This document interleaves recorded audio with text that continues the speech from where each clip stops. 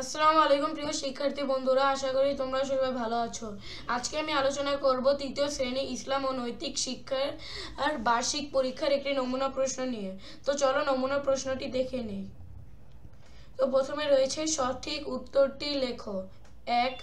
আমাদের পৃথিবী দেখতে ক সুন্দর, খ অসুন্দর, গ কালো, ঘ খারাপ। উত্তর ক সুন্দর। 2. যাকাত শব্দের অর্থ কি? ক বিশ্বাস করা, খ ইচ্ছা থাকা, গ পবিত্র করা, ঘ ক্ষমা করা। উত্তর গ পবিত্র করা।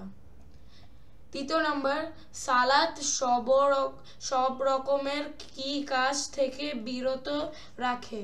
ক মন্দ কাজ, খ ভালো কাজ, গ সুন্দর কাজ, ঘ সভ্যতা। উত্তর ক মন্দ কাজ। তারপর 4 নম্বর, পরিপূর্ণ জীবন বিধান কোনটি? ক তাওরাত, খ আল কোরআন, গ জাবুর, ঘ ইনজিল। উত্তর হবে খ আল কোরআন। 5 নম্বর, আখলাকে হামিদা হলো? ক প্রশংসনীয় চরিত্র, খ নিন্দনীয় চরিত্র, গ উত্তম চরিত্র, ঘ ভালো আচরণ। উত্তর ক প্রশংসনীয় চরিত্র। 6 নম্বর, সহমর্মিতার মাধ্যমে অসহায় মানুষের ক সমস্যার সৃষ্টি হয়, খ সম্পর্ক নষ্ট হয়, গ সমস্যার সমাধান হয়, ঘ ঘৃণা তৈরি হয়। উত্তর গ সমস্যার সমাধান হয়। 7 নম্বর, দেশপ্রেম হলো নিজের দেশকে ক ঘৃণা করা, খ অপছন্দ করা, গ স্বীকৃতি দেওয়া, ঘ ভালোবাসা। উত্তর ঘ ভালোবাসা। 8 নম্বর, কোনগুলো পৃথিবীর উপাদান? ক জড় জগৎ ও জীব জগৎ, খ নদী নালা, গ গাছপালা, ঘ বায়ুমণ্ডল। উত্তর ঘ বায়ুমণ্ডল। 9 কাঠ ও আসবাবপত্র আমরা কোথা থেকে পাই? ক গাছ থেকে, খ মাটি থেকে, গ পাহাড় থেকে, ঘ নদী থেকে। উত্তর ক গাছ থেকে। মেঘ থেকে কি হয়? ক আলো, খ বাতাস, গ বৃষ্টি, ঘ অক্সিজেন। উত্তর গ বৃষ্টি। তারপর আমাদের রয়েছে 2 সঠিক শব্দ দিয়ে শূন্যস্থান পূরণ করে উত্তর লেখো। 1 নম্বর, একটি নির্দিষ্ট ড্যাশ এই পৃথিবীতে চলে। উত্তর একটি নির্দিষ্ট নিয়মে এই পৃথিবীতে চলে। খ আমাদের পৃথিবী ও অন্যান্য জগতের সৃষ্টিকর্তা ড্যাশ। উত্তর আল্লাহ। গ আমাদের জন্মভূমি বাংলাদেশ। ঘ আমাদের চারপাশে যা কিছু আছে তার সবকিছু মিলে ড্যাশ পরিবেশ। উম আমরা আমাদের চারপাশের ড্যাশ পরিষ্কার রাখব। আমরা আমাদের চারপাশের পরিবেশ পরিষ্কার রাখব। 3 নম্বর, শুদ্ধ ও অশুদ্ধ নির্ণয় করে উত্তরপত্রে লেখো। ক ঈমান ফার্সি শব্দ। উত্তর অশুদ্ধ। খ সর্বমোট আসমানি কিতাবের সংখ্যা 104টি। উত্তর শুদ্ধ। গ মিথ্যা বলা অন্যের সমালোচনা করা হলো আখলাকে হামিদা। উত্তর অশুদ্ধ। ঘ প্রকৃতি ও জীব জগতের সবকিছুই মহান আল্লাহর সৃষ্টি। উত্তর শুদ্ধ। ওম পুকুর, খাল ও নদীতে ময়লা আবর্জনা ফেললে পানি দূষিত হয়। উত্তর অশুদ্ধ। সরি এখানে হবে হলো দূষিত হয় না। উত্তর অশুদ্ধ। তারপর 4 নাম্বার, বাম পাশের বাক্যাংশের সাথে ডান পাশের বাক্যাংশ মিল করে উত্তরপত্রে লেখো। তো তোমাদের বাম পাশে কিছু বাক্য দেওয়া থাকবে, তা তোমার ডান পাশের বাক্যের সাথে মিলাতে হবে। এখানে আমি বাম পাশের বাক্যের সাথে ডান পাশের গুলোর উত্তর পাশাপাশি দিয়ে দিয়েছি। তো প্রথমে ক, গাছপালা থেকে আমরা ফলমূল পাই। খ, নদীর পানি দিয়ে আমরা ফসল উৎপাদন করি। গ, নৈতিক ও মানবিক গুণ হলো আখলাকে হামিদা। ঘ, জীব জন্তু থেকে আমরা নানা রকম খাদ্য পাই।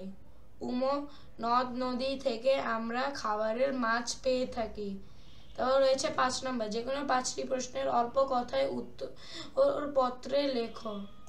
ক, সাওম কাকে বলে? উত্তর, ইসলামী শরীয়ত এর পরিভাষায় শুভ হে সাদিক থেকে সূর্যাস্ত পর্যন্ত খাওয়া, পান এবং ইন্দ্রিয়গত ভোগ থেকে বিরত থাকাকে সাওম বলে বা রোজা। খ, সানা এর বাংলা উচ্চারণ লেখো। উত্তর, সানা এর বাংলা উচ্চারণ হলো সুবহানাকা আল্লাহুম্মা ওয়া বিহামদিকা ওয়া তাবারাকা ইসমুকা ওয়া আলা জাদ্দুকা ওয়া লা ইলাহা গায়রুক। তারপর গ, উদারতার সংজ্ঞা দাও।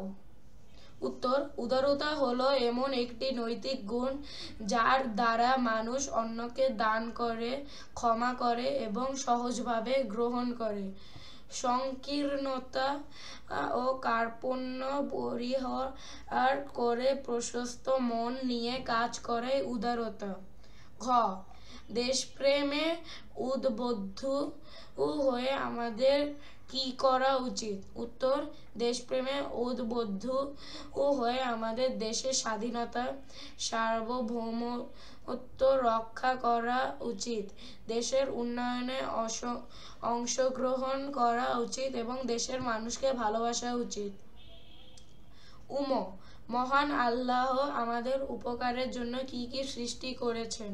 উত্তর, মহান আল্লাহ আমাদের উপকারের জন্য পৃথিবীতে চাঁদ, সূর্য, গ্রহ,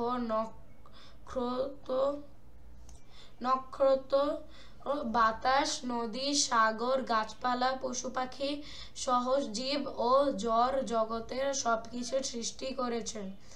চ, জীব ও প্রকৃতির জন্য দয়া, ভালোবাসা ও সহমর্মশীল আচরণ গুরুত্বপূর্ণ কেন? উত্তর, জীব ও প্রকৃতির জন্য দয়া, ভালোবাসা ও সহমর্মশীল আচরণ গুরুত্বপূর্ণ কারণ এতে পরিবেশের ভারসাম্য বজায় থাকে, জীবজন্তু রক্ষা পায় এবং মানুষ একে অপরের প্রতি স্নেহ মমতা প্রকাশ করতে পারে, যা একটি শান্তিপূর্ণ সমাজ গঠনে সহায়ক। ছ, পরিবেশ সংরক্ষণের জন্য তোমরা কি কি কাজ করবে? উত্তর, পরিবেশ সংরক্ষণের জন্য আমরা গাছ লাগাবো, ময়লা আবর্জনা নির্দিষ্ট স্থানে ফেলবো, পানি অপচয় করব না এবং শব্দ দূষণ রোধ করার চেষ্টা করব। 6 নম্বর, নিচের যে কোনো 3টি প্রশ্নের উত্তরপত্রে লেখো। ক, ঈমানের মূল বিষয়গুলো কি কি? উত্তর, ঈমানের মূল বিষয়গুলো হলো আল্লাহর উপর বিশ্বাস, ফেরেশতাগণের উপর বিশ্বাস, আসমানি কিতাব সমূহের উপর বিশ্বাস, রাসূলগণের উপর বিশ্বাস, আখিরাতের উপর বিশ্বাস, তাকদীরের উপর বিশ্বাস। তারপর খ, হরকত বলতে কি বোঝো? আরবি ভাষায় হরকত কয়টি? হরকতের উচ্চারণগুলো লেখো। উত্তর, হরকত আরবি হরফের উপর বা নিচে যে চিহ্নগুলো ব্যবহার করে হরফগুলো উচ্চারণ করা হয় তাকে হরকত বলা হয়। হরকত কয়টি? আরবি ভাষায় হরকত 3টি। হরকতের উচ্চারণ হরকতগুলো হলো জবর, জের ও পেশ। গ, আখলাক শব্দের অর্থ কি? আখলাক কত প্রকার ও কি কি? উদাহরণ সহ লেখো। উত্তর আখলাক শব্দের অর্থ। আখলাক একটি আরবি শব্দ, এর অর্থ হলো চরিত্র, স্বভাব, আচার আচরণ ইত্যাদি। আখলাক কত প্রকার ও কি কি? আখলাক প্রধানত দুই প্রকার, আখলাকে হামিদা, আখলাকে জামিমা। ঘ দেশপ্রেম কি? মহানবী সাল্লাল্লাহু আলাইহি ওয়াসাল্লামের দেশপ্রেমের ঘটনা উল্লেখ করো। উত্তর দেশপ্রেম নিজের দেশের প্রতি গভীর ভালোবাসা, মমতা ও টান অনুভব করা এবং দেশের কল্যাণ ও উন্নয়নের জন্য কাজ করাই হলো দেশপ্রেম। মহানবী সাল্লাল্লাহু আলাইহি ওয়াসাল্লামের দেশপ্রেমের ঘটনা। মহানবী সাল্লাল্লাহু আলাইহি ওয়াসাল্লাম তার জন্মভূমি মক্কাকে খুব ভালোবাসতেন। যখন তিনি মক্কা ছেড়ে মদিনায় হিজরত করেছিলেন তখন তিনি অশ্রুসিক্ত চোখে মক্কার দিকে তাকিয়ে বলেছিলেন, হে মক্কা, তুমি আমার কাছে পৃথিবীর সবচেয়ে প্রিয় স্থান। তোমার অধিবাসীরা যদি আমাকে বের করে না দিত তবে আমি কখনোই তোমাকে ছেড়ে যেতাম না। এই ঘটনায় তার গভীর দেশপ্রেমের প্রমাণ বহন করে। নম্বর, আমরা কিভাবে প্রকৃতি, পরিবেশ ও জীবজন্তুর উপর নির্ভরশীল তা উল্লেখ করো। উত্তর, আমরা জীবন ধারণের জন্য পুরোপুরিভাবে প্রকৃতি, পরিবেশ ও জীবজন্তুর উপর নির্ভরশীল। প্রকৃতি ও পরিবেশ, আমরা পরিবেশ থেকে শ্বাস প্রশ্বাসের জন্য বাতাস, পানের জন্য পানি এবং খাদ্যের জন্য ফসল পাই। গাছপালা থেকে আমরা কাঠ ও ওষুধ পাই। জীবজন্তু, আমরা গরু, ছাগল থেকে দুধ ও মাংস পাই, মুরগি থেকে ডিম ও মাংস পাই, আবার পাখি, মাছ থেকেও আমরা খাদ্য পাই। চ প্রকৃতির ক্ষতি করলে কি কি সমস্যা হতে পারে তা বর্ণনা করো। উত্তর, প্রকৃতির ক্ষতি করলে মানব জাতি ও পরিবেশের জন্য মারাত্মক সমস্যার সৃষ্টি হতে পারে। 1. জলবায়ু পরিবর্তন, 2. পরিবেশ দূষণ, 3. জীব বৈচিত্র্যের ক্ষতি, 4. প্রাকৃতিক দুর্যোগ বৃদ্ধি। 6. প্রকৃতি কি? প্রকৃতি ও জীব জগৎকে যত্নে রাখার উপায় সম্পর্কে লেখো। উত্তর, প্রকৃতি আমাদের চারপাশে যা কিছু আল্লাহ সৃষ্টি করেছেন, যেমন সূর্য, চাঁদ, তারা, নদী, পাহাড়, বাতাস, গাছপালা, পশু পাখি, এই সব কিছুকে একত্রে প্রকৃতি বলে। যত্নে রাখার উপায়, প্রকৃতি ও জীব জগৎকে যত্নে রাখার উপায় জন্য আমরা নিম্নলিখিত কাজগুলো করা উচিত। গাছ লাগানো, পরিষ্কার পরিচ্ছন্নতা, বন্য প্রাণী রক্ষা, জ্বালানির সঠিক ব্যবহার, অন্যের প্রতি সহমর্মিতা। তো বন্ধুরা, এটি ছিল আজকের জন্য। ভিডিওটি ভালো লেগে থাকলে অবশ্যই লাইক, কমেন্ট ও শেয়ার করে দিবে এবং নতুন নতুন ভিডিও পাওয়ার জন্য অবশ্যই সাবস্ক্রাইব করে দিবে।